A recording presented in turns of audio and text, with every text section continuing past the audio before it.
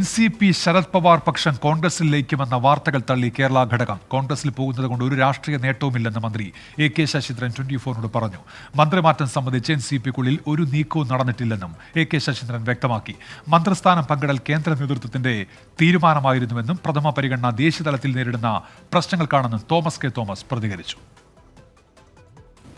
ദേശീയതലത്തിൽ NCPക്കുള്ളിൽ ആശങ്കകളും തർക്കങ്ങളും നിലനിൽക്കെ ശരത് പവാർ കോൺഗ്രസിലേക്ക് പോയേക്കുമെന്ന അഭ്യൂഹങ്ങൾ തള്ളി മന്ത്രി AK ശശീന്ദ്രൻ.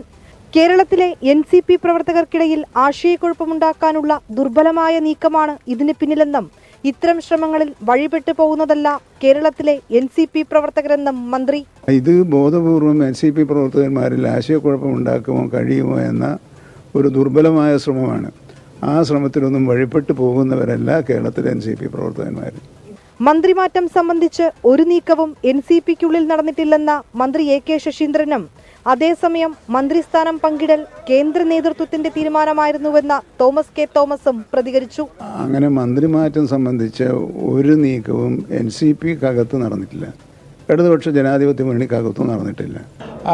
പാർട്ടിയുടെ തീരുമാനം, പാർട്ടി തീരുമാനിച്ച ഒരാളുടെ പേര് പറഞ്ഞു കഴിഞ്ഞാൽ ആ ആളെ മന്ത്രിയാക്കും. അതാണ്, അങ്ങനെയാണല്ലോ ശശീന്ദ്രൻ മന്ത്രിയാകുന്നത്. അപ്പം ദേശീയ നേതൃത്വത്തിലെ ആശങ്കകൾക്കിടെ കൊച്ചിയിൽ ചേരുന്ന NCP കേരള ഘടകത്തിന്റെ യോഗത്തിൽ നിലവിലെ രാഷ്ട്രീയ സാഹചര്യങ്ങളെല്ലാം ചർച്ചയാകും.